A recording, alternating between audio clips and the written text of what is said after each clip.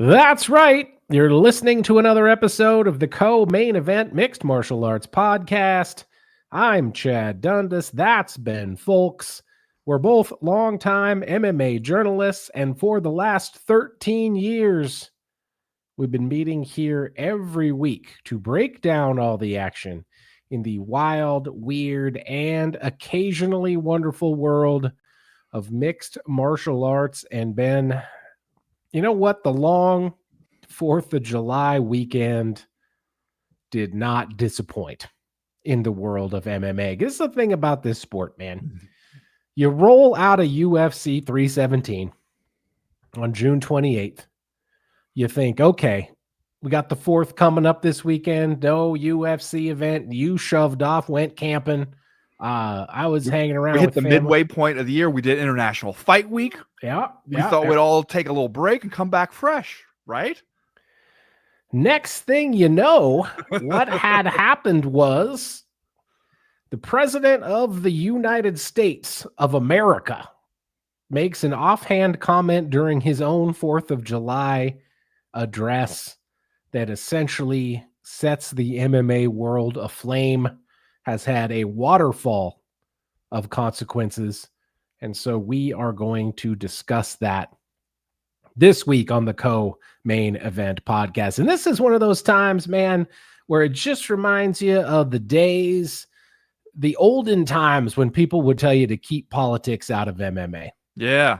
Right? Where you the would olden make times of like a few years ago. You would make some political statement, usually on your own personal Twitter or something, your own personal social media, had nothing to do with what you were doing for your work. And some guy would get on there and he'd be like, I follow you for fighting. Like, keep the politics out of MMA.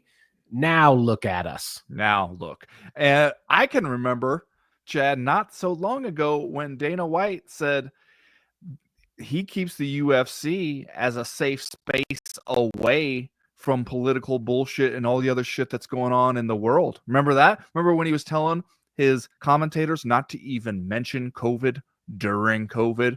Because, hey, people, they turn on a fight because they want to be entertained. They want to relax and unwind and watch the sport that they love.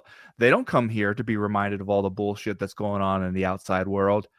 Now look at what we're doing. We're out here just being like, hello, sir, please, can we help with any propaganda?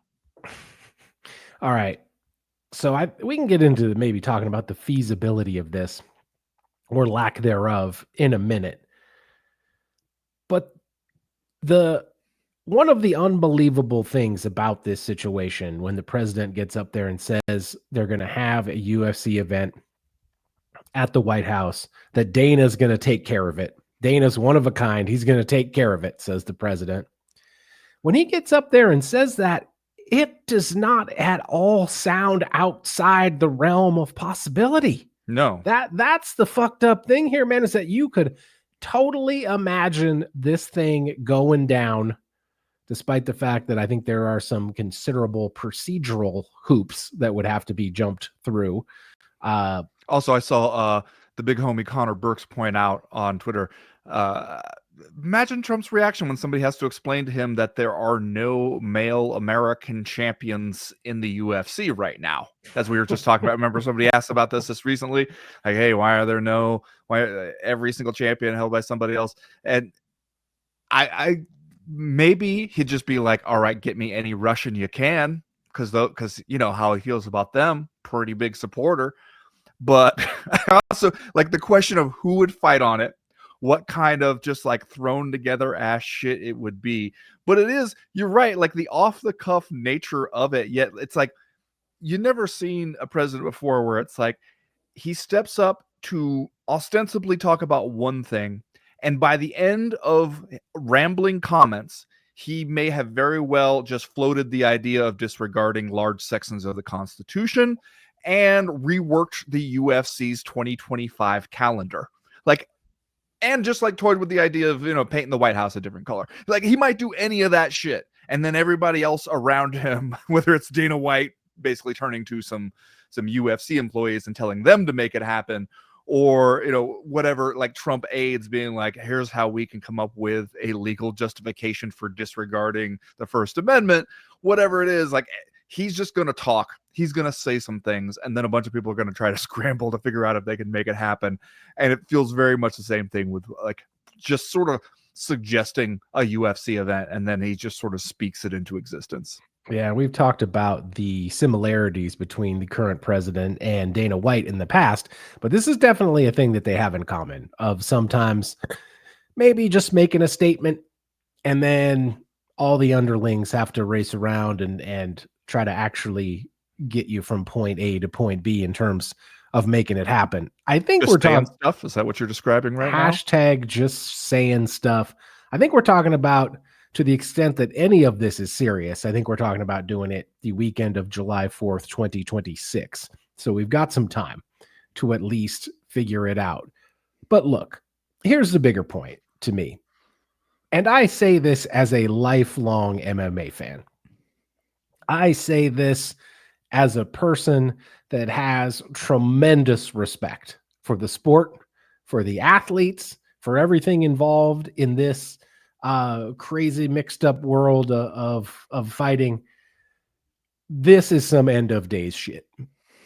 If there is a UFC event at the White House, and I say this as a huge MMA fan, that is truly some fall of the Roman Empire type shit. He's talking about having 20,000 people there.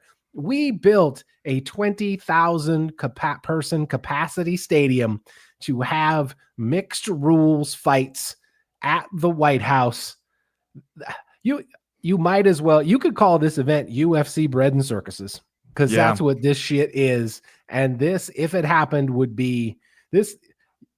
Historians would look at this event and be like, there it is. There's the end. Do you think this would take place before or after the chariot race? I mean, nothing seems impossible.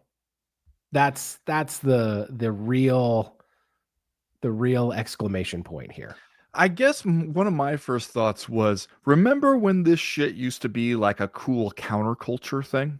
Mm-hmm. Remember when like the UFC and MMA, to the point that like we didn't know we were living in the good times when we were living in them, Chad, because we were sitting around always wanting more mainstream acceptance, right? Like we wanted the mainstream sports outlets to take MMA seriously, to treat this as serious as it treats boxing or the NFL or any other sport.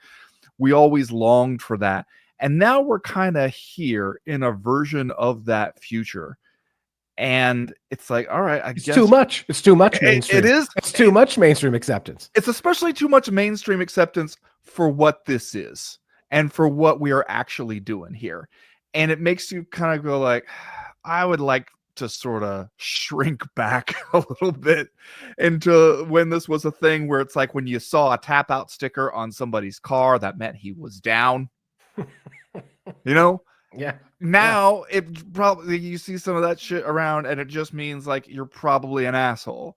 And I don't know to what extent it's because the sport, the fandom, the culture around it has changed. What extent it's that you and I have just changed and become grumpier older men.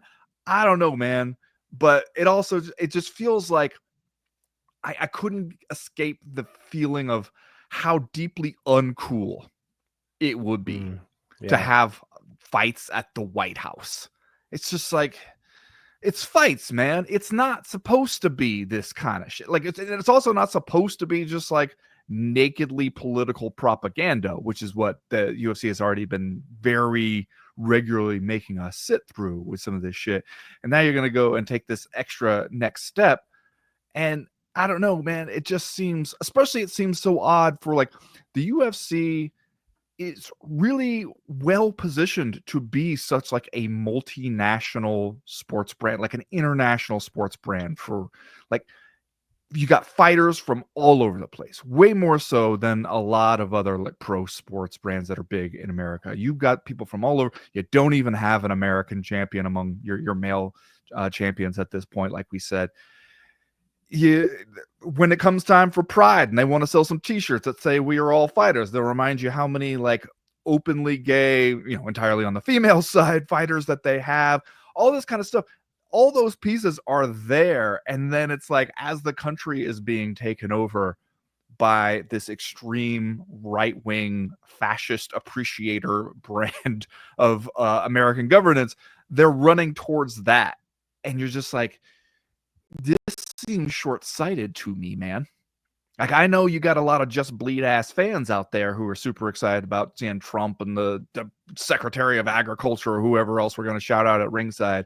But it seems to me like you could have a much broader appeal just across the world, because of you can pull fighters from anywhere. It's not like the NFL where you're basically just going to have all Americans and occasionally a Canadian or something.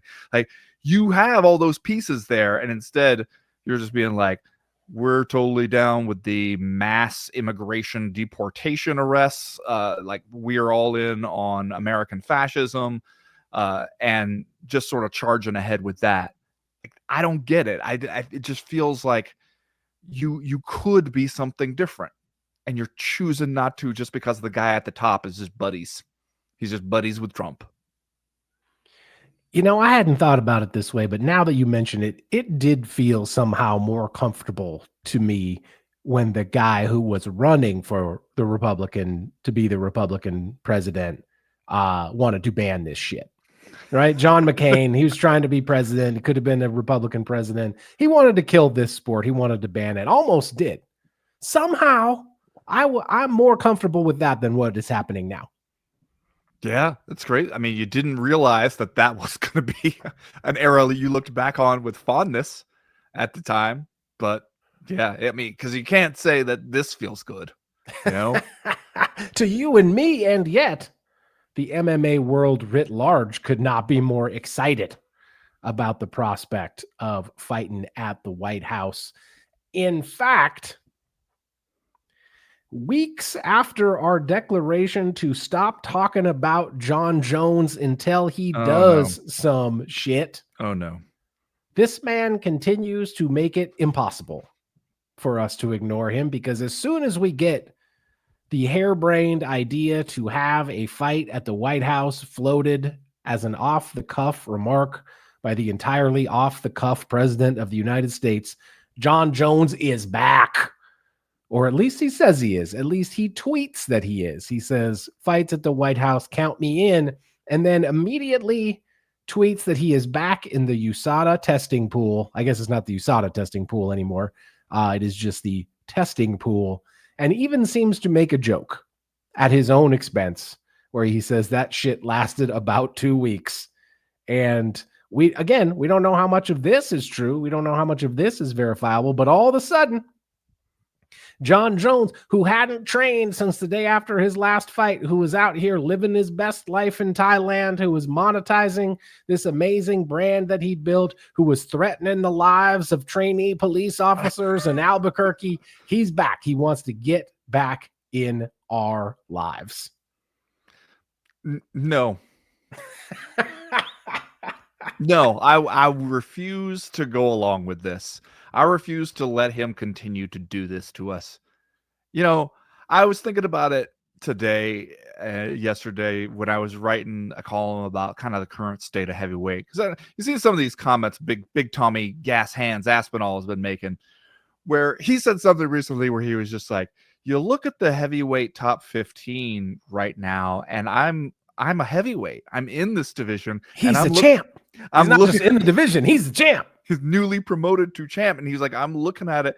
I'm looking at the names, and I'm going, I don't think I've seen a lot of these guys fight. And that's absolutely true. Like, when you look at how heavyweight has been going, you're just like, there's hardly anything happening. Even like, it's just like, there are guys who seem like they could be good, but there's just so little movement. There's so little action. You got 3 heavyweight fights on this fight card in Nashville on Saturday. And I assume the reason you had 3 is because one of them is the headliner, and it's heavyweight. Who knows what the fuck could happen? We need to have some backups laying around. But then you go 5 or 6 UFC events without a single heavyweight fight before you have another one. And you've got right now, the way things stand, as far as what's actually currently on the books for the UFC, you have exactly 2 more fights between top 15 ranked opponents in the heavyweight division that are planned for this year. One of them's on Saturday, Derrick Lewis and Talson Teixeira, and then one of them is Waldo Cortez Acosta and Sergey Pavlovich at the end of the summer. And then that's it. Like, you can't throw a Modelo without hitting a featherweight fight on any of these cards, Chad, but that's it for what we got going in the heavyweight division. And you have to say that letting Jon Jones fuck with us for so long is at least a part of it. Because it's like Francis Ngannou walked, and then we're like, all right, let's have this vacant title fight. Jon Jones and Cyril Gane. Jon Jones wins it easily, and then spends the next year and a half just being like, no, we'll only fight Stipe. Want my hand-picked opponent so I can add it to my resume. And then takes 6-7 months after that to talk about his amazing brand, while we later learn is going off and getting into these vehicular mishaps that are very similar to many others in his career.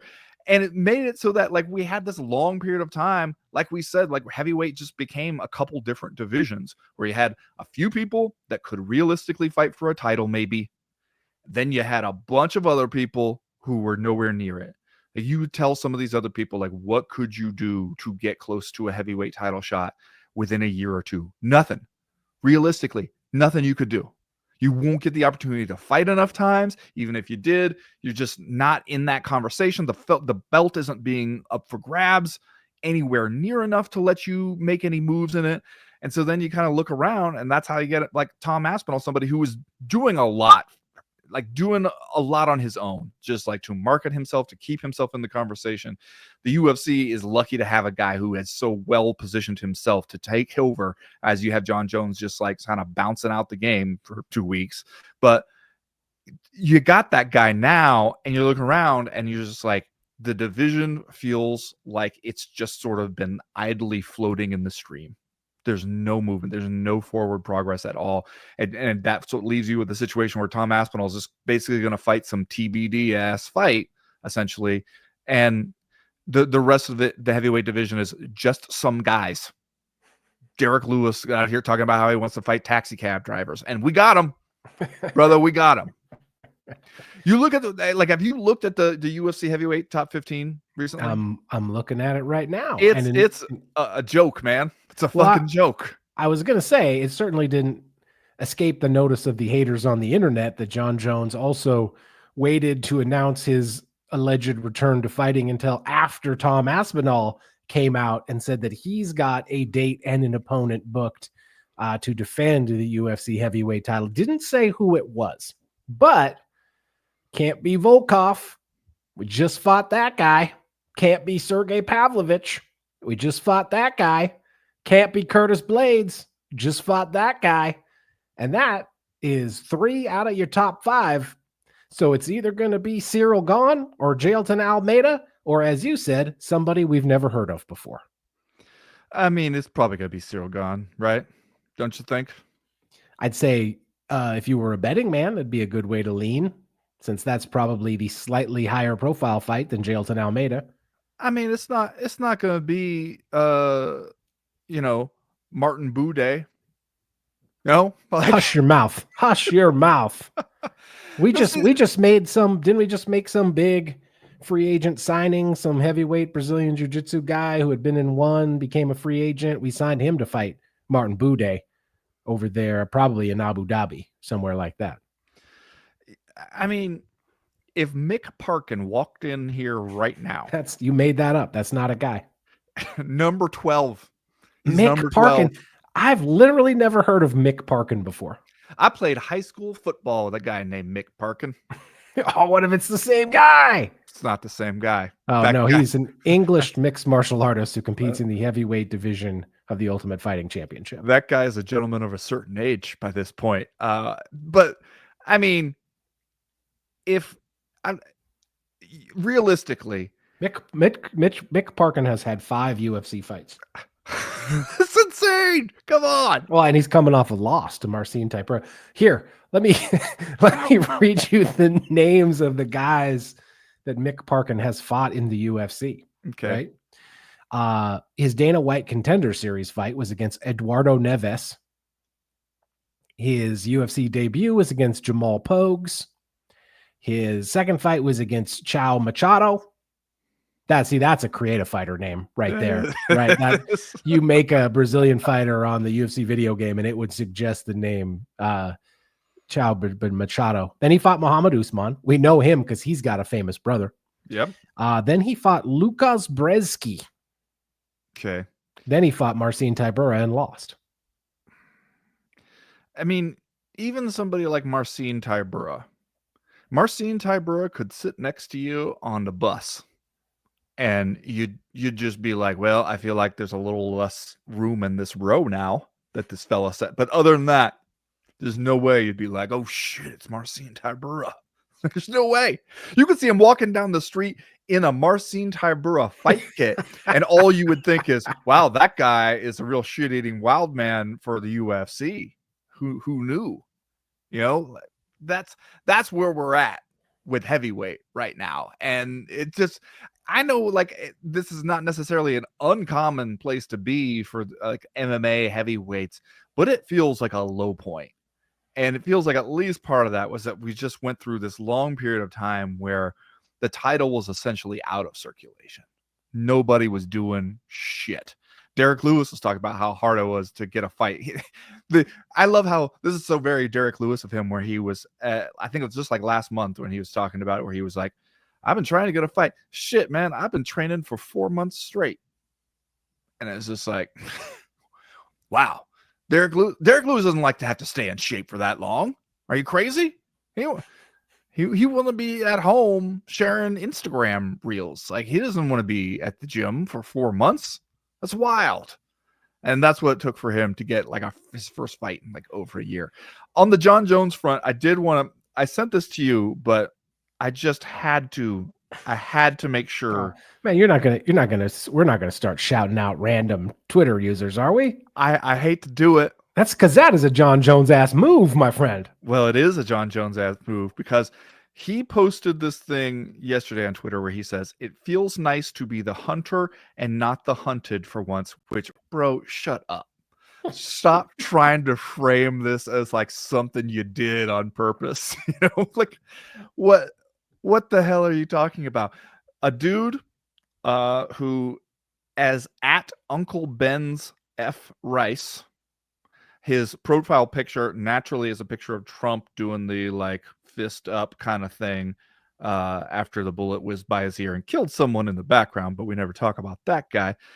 He replies, one of the most precise business moves I have ever seen. Applause emoji. Jon Jones quotes tweets that because he enjoys it so much, coming from this guy who has 13 Twitter followers, and says, rule number 1 about Fight Club, never underestimate Jon Jones. Now, trying to frame this as a precise business move. First of all, Ben, just why is he the hunter now instead of the hunted? What happened there? Why does he find himself in a different situation? What had transpired? And hunting what? Assumedly hunting the thing he just gave up, right? Yeah. That's why he is the hunter now, not the hunted, is because he decided he didn't want the UFC heavyweight championship anymore. So to recap the precise business moves Jon Jones has made, he gave up the UFC heavyweight title, the thing people are trying to get because of the way it guarantees them points on the pay-per-view. He said, you know what? No, have that back. I don't want it. He only did that after making everybody fucking hate him by just continuing to drag his feet on a title fight, make everybody think you're scared of Tom Aspinall, make it so that people just get so sick of your bullshit they can't stand you.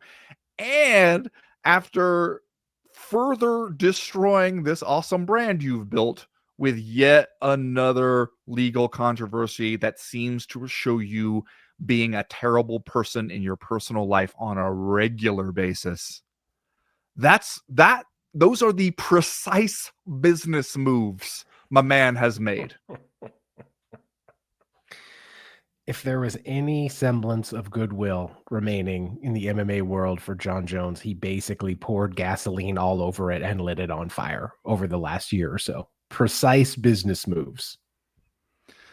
And I feel bad even having this conversation because I don't even want, like, at the point when he said finally he's retired, where, we got that so anticlimactic announcement of Dana White just being like, from Baku in the middle of the night, BT Dub, Jon Jones called me last night and retired. Okay. And the one good thing about that was, like, at last we're done. We can finally just close the book on this bullshit that we've been doing for the entire first half of the year and move on. It sucks. It's a dumb way to do all of this, but at least it's done. Let's go. Let's just, like, move on into the future. And then you're going to turn right around and try to tell me, like, but maybe I'm back already. And I just go, no, nope. Mm-mm.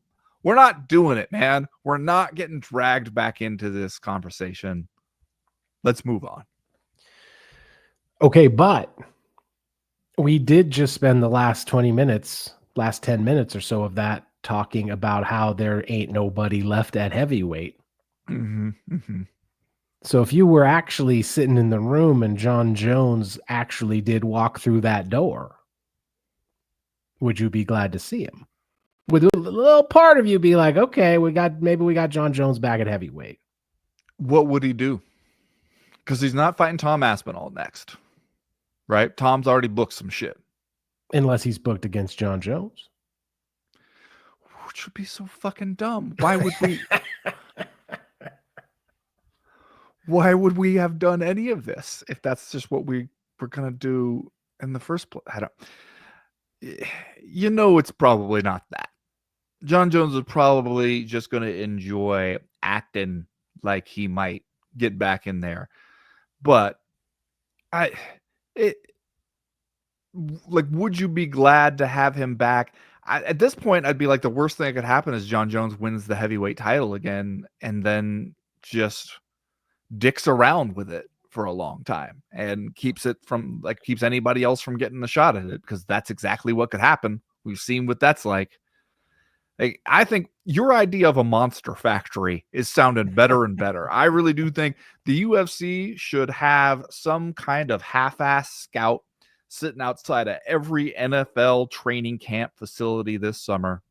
Anytime a dude, a defensive lineman, an edge rusher, a linebacker, anybody who is 6'2" and over, 240 and bigger, anytime they get cut from a team or offered a spot on the practice squad or something at their lowest moment, that's when you slide up there like, hey, these people don't appreciate you. Mm-hmm. But you know something? In MMA, not only do you not have to be as good an athlete, you don't even have to be a halfway decent person. Come on over here, man. We'll find a spot for you. 10 and 10. Like 10 and 10. Practice squad, you look like a star to me, son.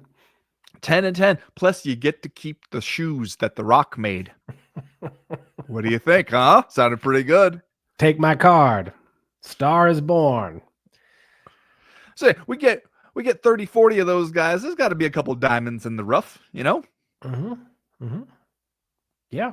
You and I overestimated the timeline on a potential Jon Jones return, but if this theoretically comes to fruition, I am going to stand by our general philosophy, our general hypothesis on this, that as soon as Jon Jones found out that something might happen that he's not around for, mm-hmm. As soon as he found out that there might be a party he wasn't invited to anymore, he's back. Yeah. We thought it would take Tom Aspinall having a title defense, people getting really excited about him, talking about him as potentially one of the greatest heavyweights. We thought it would take something like that. Instead, all it took was just like the idea of like Donald Trump gonna have a fight on the White House lawn, and somehow Jon Jones, who really on paper, Jon Jones and Donald Trump should not really have much common ground, but he can't wait to do a little dance after he wins and everything, like Jon Jones, who if you'd told me Jon Jones had never voted a day in his life, I would find that shockingly easy to believe. But like many MMA fighters, the only time they ever woke up to politics was to be a fanboy of Donald Trump, a guy who you'd think they would recognize the type, somebody who talks tough but ain't about shit personally. Nope, they love it. They can't get enough of it. And then he's like, "Oh wait, you guys are having a party without me? Let me get in there. Hey, come on, who's on? Can I get on the guest list? Come on, it's me, Johnny. Come on, like." It really didn't take long at all. And that's the part where I feel like, man, I didn't feel like we were being overly generous at the time. we said what, 6 to 9 months? Yeah, 6 months. And I thought we were kind of being dicks about that, honestly. 2 weeks. That's right.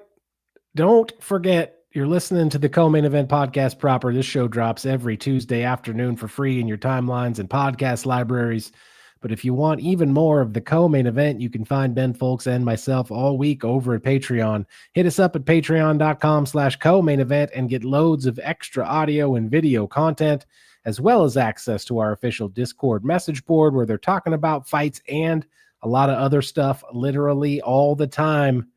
We'd love it if you would join the team. Give us a chance. Co-Main Event Podcast, patreon.com/co-main event. We're there all week. We're there tomorrow. We're doing the live chat. You get in with a question that we are contractually obligated to answer. Another great way you could support the show is by going to comainevent.com and checking out our merchandise shop. We got t-shirts, we got hats, we got hoodies, we got lots more. Stop by and pick up the best-selling Daddest Man on the Planet coffee mug while we can keep them in stock. Get the Dundasso t-shirt, get the Bobby Nux t-shirt, get the Volcomania t-shirt. We got it all over there. Just go to our website, comainevent.com, and click the link at the top of the page that says shop. We're partnering with our friend Johnny Ashcroft on the shop. He is a graphic designer from Portland, Oregon. We can't recommend him highly enough. For all your design needs, hit him up at studiosuperconductor.com or on Instagram at studiosuperconductor. And right now, like we always do about this time, let's do a little bit of listener mail. Listener mail.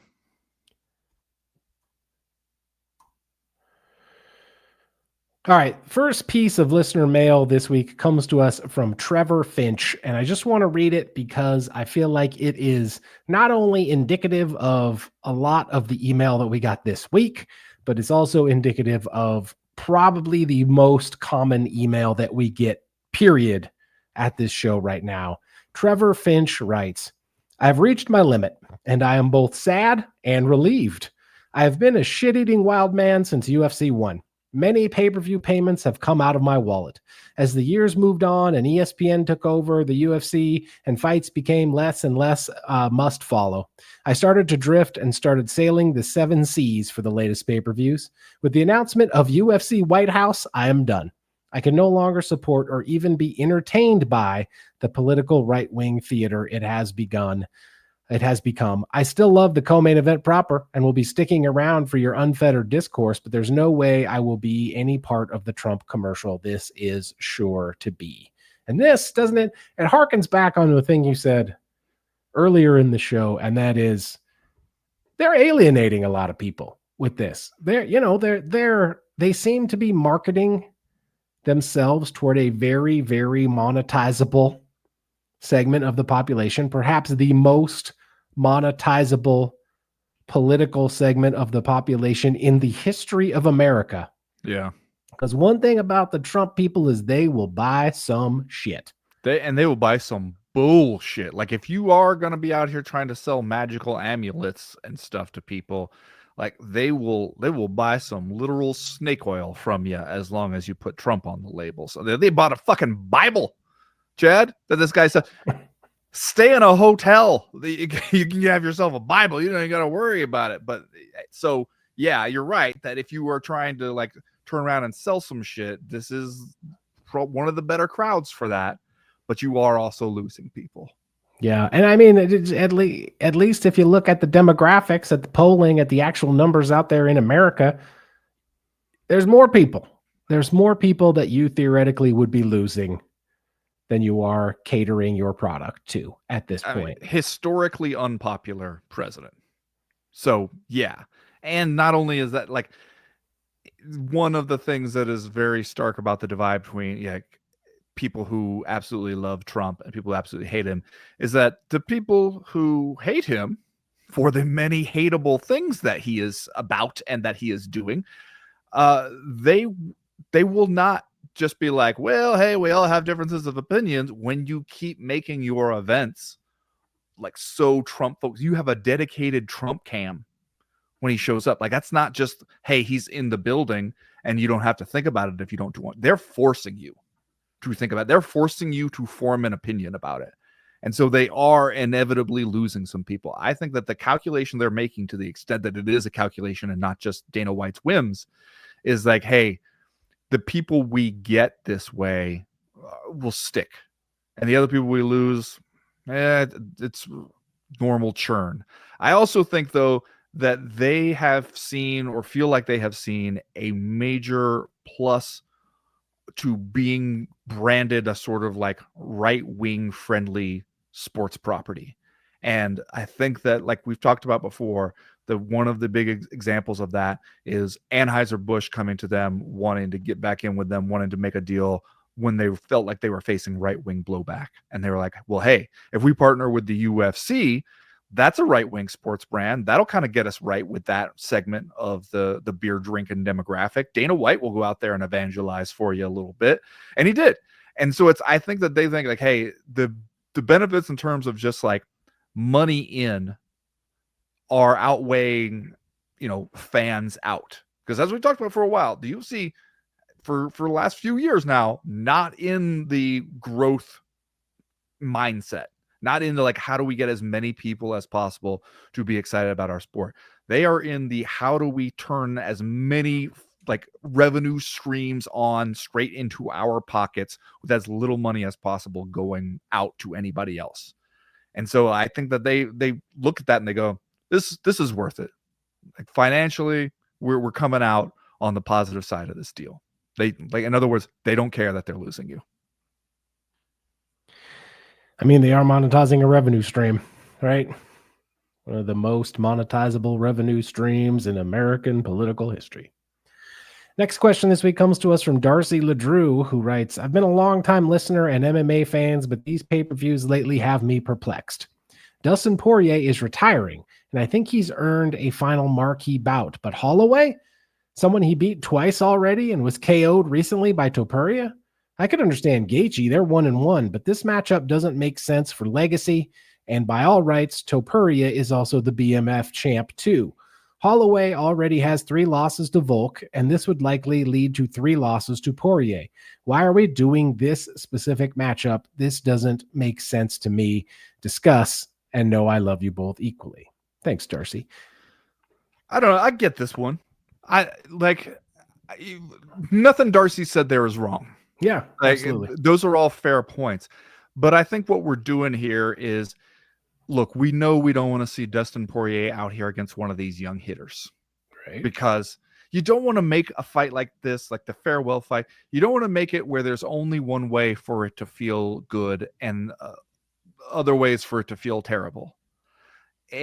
With a peer like Max Holloway and a respected peer like Max Holloway, even if you go out there and you lose to him, like you said, you still go out 2-1 over the guy, and it doesn't feel icky. It doesn't feel like we fed, the old body into the wood chipper to make dog food for the puppies. We did a fight that felt like, all right, these two guys, they're about on an equal plane. They're about at kind of similar places in their career. Style-wise, it'll make for a fun fight. Max Holloway brings as much of a name as Dustin Poirier does. Like, it feels like either way this one goes, okay. Even if Max Holloway were to go out there and knock him out bad, I'd still be like, well, the game is the game. But I don't feel like we did Dustin Poirier dirty. I don't feel like anything gross happened. You feel like there's a certain respect toward both fighters in this matchmaking, and that's what I can appreciate about it. Yeah, it's definitely a marketable fight, right? You want to have a marketable fight for Dustin Poirier in his last appearance in the UFC. I was a little surprised that it wasn't Gaethje, because now we know in the aftermath of this announcement that Gaethje was the guy Poirier wanted, and the UFC wanted him to do Holloway, and so that's what we get. We got the Max Holloway rematch, which I agree with everything you said. I agree with everything Darcy LaDrew said. I was just surprised it wasn't Gaethje, and maybe it has something to do with Gaethje, just fought in March. Maybe we didn't think he could be ready for the kind of turnaround that would take him to fight Poirier. But if you're going to have Dustin Poirier have a retirement fight, it's probably either going to be Gaethje or Holloway, right? Yeah. Like, I don't know if there's too many other great options. And if for whatever reason Gaethje wasn't on the table, then I think it's got to be Max Holloway. Yeah, I do think that maybe part of that would have been the UFC sort of thinking, we're not sure what we want to do with Justin Gaethje next. That maybe Justin Gaethje, we want to have that guy in reserve for something else that we might be looking to do in the lightweight division. But Poirier versus Gaethje, that would be a banger. Poirier versus Holloway. Like, I understand they fought twice before, but both of those kind of feel like ancient history. Like, they fought basically when they were both babies out of the fucking womb. Like Max Holloway was like 19, 20 years old when they fought the first time. And then they fought that second time where Max Holloway was going up a weight class, and we kind of saw like, oh, okay, looks like maybe the weight class, the weight difference did have an impact on that fight. But I don't know. After you saw Max Holloway do that BMF fight with Justin Gaethje, I kind of think that signaled an era where it was like, all right, we're doing a different phase now for Max Holloway's career. He's already said, like, he had those comments recently where he was just like, I don't know why you guys still have me ranked at featherweight. I'm not going back. And it would make sense, like, that why you wouldn't, especially with Volkanovski back as the champion there at featherweight. Why go back? They're these kind of fights.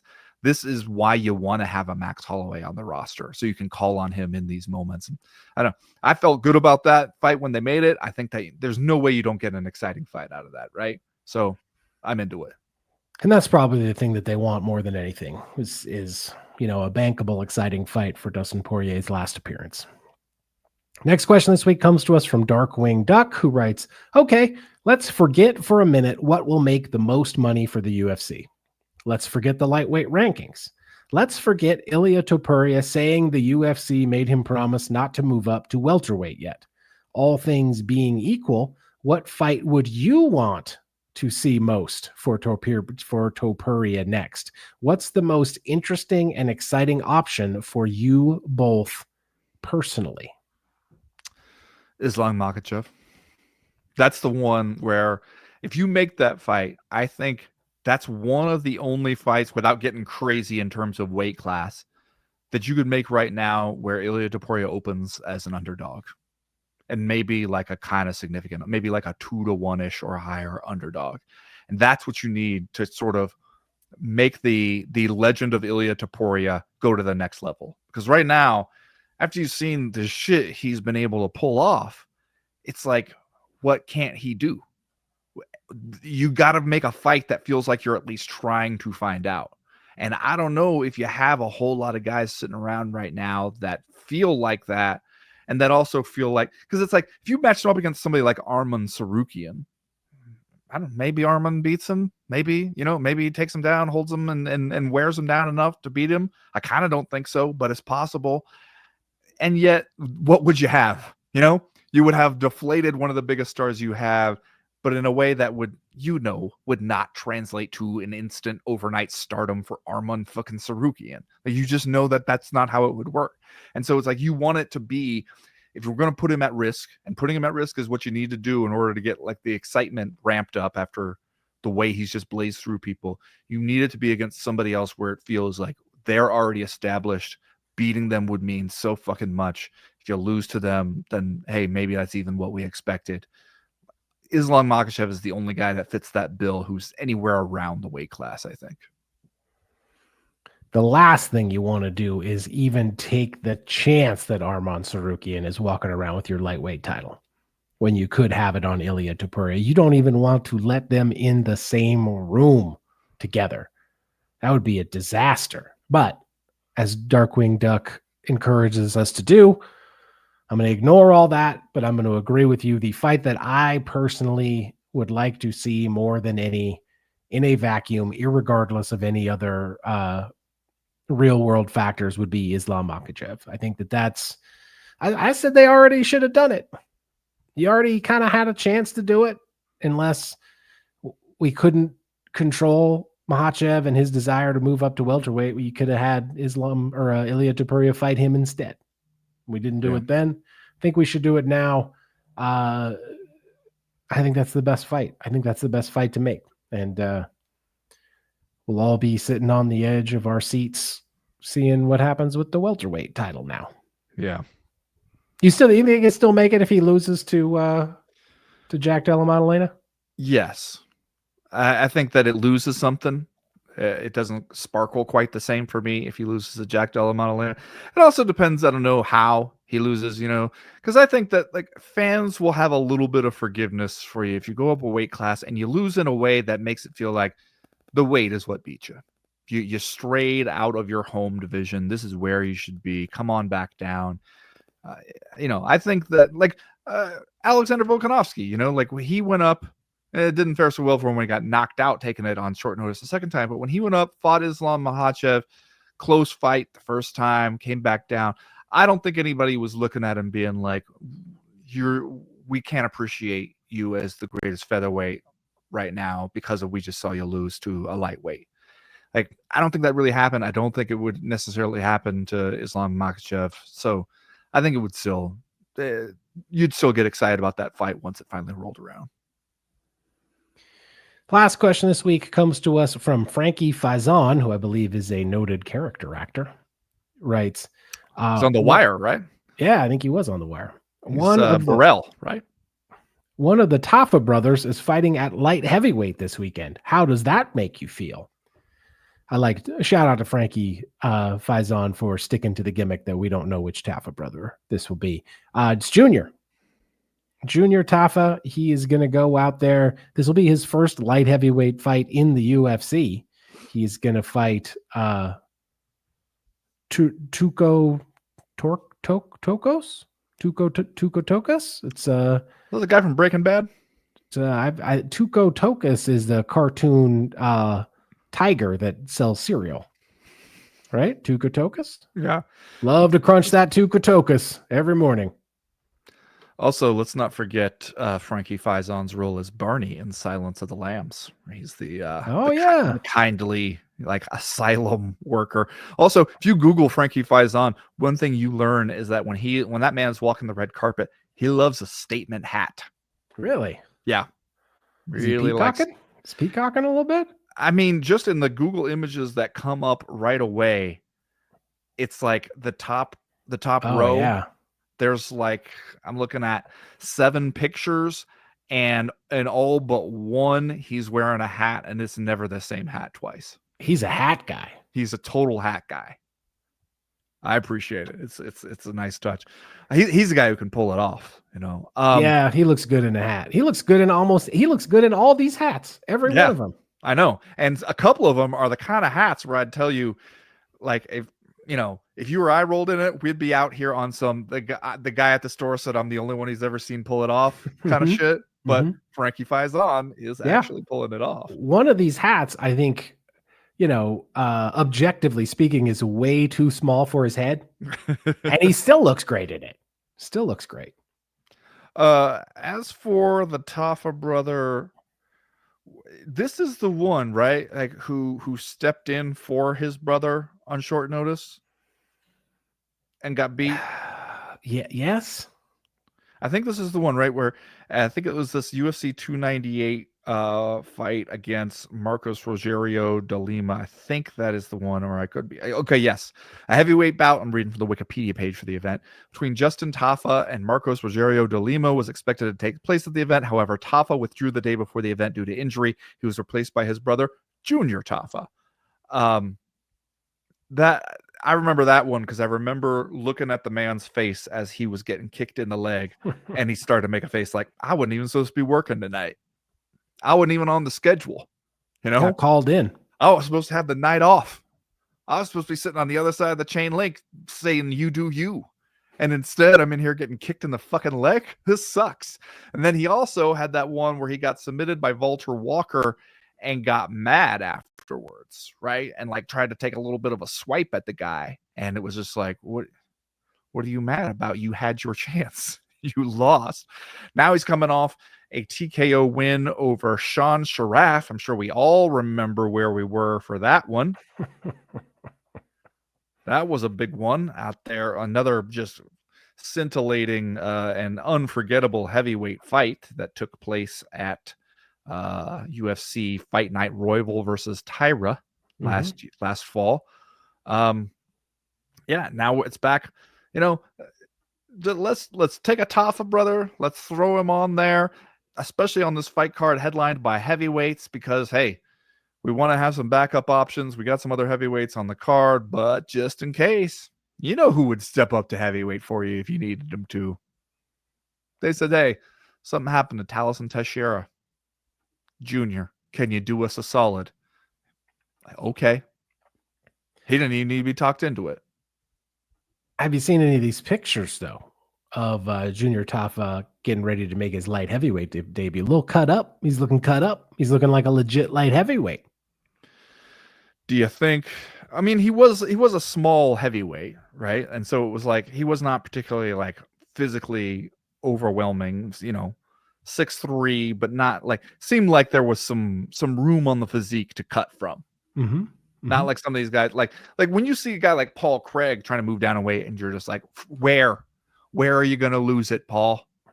And would you could see some spots. You could see some spots where you might take some weight down, but do you think you roll up in there and you find out I wasn't a big enough brute for heavyweight, but I'm not a good enough athlete for light heavyweight? Because that has happened. Yeah, I mean, that would be that's the archetypal experience, right? Of the heavyweight who tries to be a light heavyweight. Yeah, it might not be this fight, you know. I say that in part because I don't know who Tuka Tokos is. Love the cereal. Tokos Puffs. Love it. I understand the off-brand one that you buy. It just comes in a bag. Doesn't even have a box. Just comes in a bag. I understand that Wikipedia is not the end-all, be-all, right? But according to Wikipedia, Justin Tafa, his real name is Justin Tafa. Okay. According to Wikipedia, Junior Tafa's real name is Pascal Salmani Milo Jr. What? Pascal Salmani Milo Jr. I don't understand, Chad. They're brothers, right? They look alike. Yeah. No, they are clearly are brothers, I think. Unless it's sort of an Arn and Ole Anderson situation. I don't know. I don't know exactly what the deal is here. Would it shock you to learn that Tuka Tokos, this will be his third UFC fight? We are learning a lot that there are several people who have had numerous UFC fights on this card and in the heavyweight rankings that haven't, let's just say they haven't scratched the surface of our consciousness. This is his third UFC fight. He has not won one yet. He basically looks like he's a British guy fighting out of the Kill Cliff gym, 6'4", 35 years old is George Tuka Tokos, according to Tapology. And looks like every time basically he fights in any organization that you've heard of, he's lost. He went 0-2 in Bellator. He's 0-2 in the UFC. He also lost in the road to the UFC against Ming Yang Zhang. So I don't know, man. This feels like maybe an opportunity for the slightly less big homie now, Junior Tafa, to go out there and get himself a win in a new division. Tuka Tokos. All right, that's going to do it this week for listener mail. If you have a question, comment, or concern that you would like to air to the podcast in future weeks, you know how to do it. Go to the website, comainevent.com, and click the link at the top right-hand corner of the screen that says email the podcast. That'll get you in touch with us. Right now, man, you know that this weekend, Derrick Lewis has to fight Taliesin Teixeira, who you mentioned a second ago, a 25-year-old undefeated Brazilian whose 8-0 fights, his 8 professional wins have never gotten out of the first round. That's who Derrick Lewis is fighting this weekend. We'll talk about that in just a minute.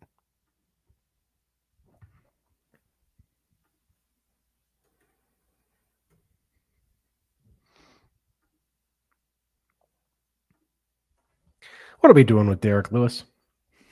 What's happening here? Man, we've been doing the same thing for a while with Derrick Lewis. I don't know if you've noticed. We are counting on Derrick Lewis to be a heavyweight people have heard of, a guy whose interest they maintain just because he's fun to have around. He'll knock somebody out occasionally. His balls is known to get hot, all that kind of shit. And we can also call on him every once in a while when we've got a heavyweight that we're excited about or that we think might turn into something. We can put him against Derrick Lewis and he can win. And then we can have Derrick Lewis knock out somebody nobody gives a fuck about, so that then we kind of keep the Derrick Lewis panache going. Because look at what Derrick Lewis's life has been like over the last, half a decade or so. Where you got like knocked out Curtis Blades 2021, then got knocked out by Cyril Gane. Right? We wanted Cyril Gane to go on and turn into a thing. Then we rebound him against Chris Daukaus. That's the big Daukaus. He knocked him out. Then we put him against Tai Tuivasa in just a, heavyweight bang fest where somebody getting knocked out and we don't very much care who. Could have been either one of them, the way that fight was going, and it ended up being Derrick Lewis. Then we put him against Sergey Pavlovich, who we were trying to build to a heavyweight contender. He got knocked out again. We put him against Sergey Spivak, which just felt like, did we just throw a dart? I don't know what we were doing there. He got submitted in that one. Well, then we gave him Marcos Rosario de Lima. He knocked him out. Then we gave him Jailton Almeida, a bad stylistic matchup, but the UFC wants Jailton Almeida to become a future thing at heavyweight. So he won a decision just fucking holding Derrick Lewis down for 5 excruciating rounds, as you'll recall, as people were booing him. Then we gave him Rodrigo Nascimento so he could go back out there and get another knockout. And now we're going like, all right, Derrick Lewis got to win. Let's give him this fucking giant who we would like to maybe build something with here. A guy, 25 years old, a lot more tomorrows in front of him than Derrick Lewis has. And yet, if Derrick Lewis is in a main event of a UFC Fight Night that is actually in front of a crowd, not some like Apex bullshit, we can get a little attention for that. We can get some of that attention to rub off on Taliesin Teixeira, who people are going to, when they see him, they're going to be like, oh, that's right. This guy, he looks like a goddamn monster. He has a spider in a spider web tattooed on his chest. Yeah. Like in the same place that Brock Lesnar has that knife. Taliesin Teixeira has a Black Widow spider tattooed on a spider web. Do you think he identifies as the spider? Is that what you're saying? Well, he is 6'7", and he appears to have very long arms. He is coming off a 35-second TKO of Justin Tafa. Whether or not we're calling him the spider, I don't know. It'd be physically appropriate. He doesn't have a nickname listed that I can see. He fucking abused Justin Tafa in that fight. Do you remember that one?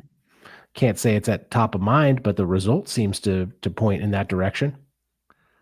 It was even quicker than I remember, 35 seconds. But I do remember him just like pushing him up against the cage, just kneeing him to the body in a way where you could have stepped back there. You didn't have to hit him again, but he did. It was brutal, and that seems to be his whole MO. And so if you're Derrick Lewis, you've been in this game long enough to know what the UFC is thinking here. They call you up. Derrick, you know how you've been telling us that you want to fight? They're probably going to play on, hey, we can call up and offer this guy to Derrick. Derrick doesn't know who any of these people are. We'll call him up and be like, Taliesin Teixeira. And Derrick will be like, all right. Whatever. Lauren Murphy is on this card. What, really? Mm-hmm. She hasn't fought since 2023. Yeah, I kind of didn't know that she was still active. I kind of That's what I thought. She was retired. Did she not retire? She said she was going to at the end of her contract, but that was like 2 years ago. We haven't seen her since. Now she's back. Well, all right. I mean, she's 41, so as she's a person of a certain age, a fighter of a certain age at this point. I've always had a soft spot for Lauren Murphy. She seems like a nice person. Seems like somebody I wanted to see good things for. I worry a little bit in a situation like this, to tell you the truth. You know who else is on this card? Who? Chugga, chugga, chugga, chugga, chugga, chugga, chugga, chugga. The Train. What? Nathan Train's on this shit? Here comes Nathan Wade Landwehr, the Train. He's fighting somebody named Morgan Charrier, which I think is another word for ass. Charrier. Morgan Charrier comes in here as a minus 240 favorite against the Train. Yeah, beat him up, see what happens. Whip his ass, see what happens, Ben. I mean, I think people might have that one scouted by now. They might be like, okay, it is actually not the kiss of death to whoop Nate the Train's ass. You can continue to do that, especially after what we. But I mean, I don't know. We saw that fight for the Korean Superboy. It's not like that means you suck. But Nathan Charrier coming here out of I'm gonna try to say this one carefully. It's not one you want to play around with. Poissy, France. You're telling me Charrier is from Poissy? This is why we have an explicit rating. Hold on. The podcast has the explicit rating. Charrier is from Poissy. I need a moment. Okay.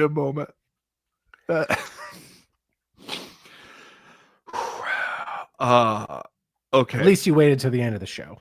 He's 29. Young fella. His nickname, The Last Pirate. I gotta say, just initial reaction, I fucking love it. I fucking love it, man. Look, man, if your last name is Charrier and you're from Poissy, you shouldn't have a nickname that has anything to do with piracy. That's all I'm saying. You should go in a different direction. I would thought if we're doing Last Pirate, we would be coming from maybe like the south of France, somewhere in the Marseille region, somewhere with a noted seafaring history. No, we seem to be at least fighting out of Mantes-la-Jolie, a northern sort of landlocked. But let's see what's the deal in Poissy. Are they down there? Are they doing some piracy? I feel like we've taken a turn here. Poissy is identified as a commune in France. No, Poissy is right next door to where he's fighting out of. So I don't know what the pirate shit is about, but I'm into it. I would like to learn more. Seems like the odds. I think Nate Landwehr is in for an ass whooping here. Also seems like the odds do not like Lauren Murphy's chances, Chad. Her opponent, Eduardo Mora, is a minus 600 favorite. Oh, geez. Oh, wow. That's too bad. All right. At least now, when we go down there to Tennessee this weekend for this UFC on ESPN card, I know that I have a little personal betting interest in the Train. And I know where some of my money for $20 we never want to see again is going to go. It's weird. Yeah, this card, once I actually look at it, I mean, again, this is the tier of programming where we have a fight night, but we're taking it on the road. So it means we're actually giving a shit. We try a little bit. Where you got the Wonder Man on here, Calvin Kattar. You got Jake Matthews. We got a lot of like, hey, did you forget these guys are still around? Max Griffin and Chris Curtis. Like we got some of that shit going on here on this card. We're reminding you these people are still in the UFC. And that is a great thing to hang your hat on if you are a fight card. All right. Thanks for listening, everybody. We're over on the Patreon page all week, patreon.com/co-main event. Join us over there. We do have fun. As for right now, We are done. We are through. We are out. You know, I didn't even want to mention this during the show, but you saw that one of the other things we were doing with this whole fights at the White House thing was kind of pulling Mikey Chandler back in. Oh God, no! Because Don't tell me. aside from Johnny Jones, who else wants a piece of the White House fight card? Allegedly speaking. Is he going to see us at the top? Not only him, Pennsylvania Avenue. Not only him, but his longtime paramour. No, don't tell me. Am I using that word correctly? Paramour? Is that like lover? Isn't it more like a star-crossed lover, kind of a sort of a? We might be getting into the difference between muse? connotative and denotative meaning. What would you call Conor McGregor in relation to Michael Chandler? A tormentor. What's like a mirage? That's what he is to Michael Chandler. Great white whale. Paramour, a lover, especially the illicit partner of a married person. Oh, no, I misused paramour there.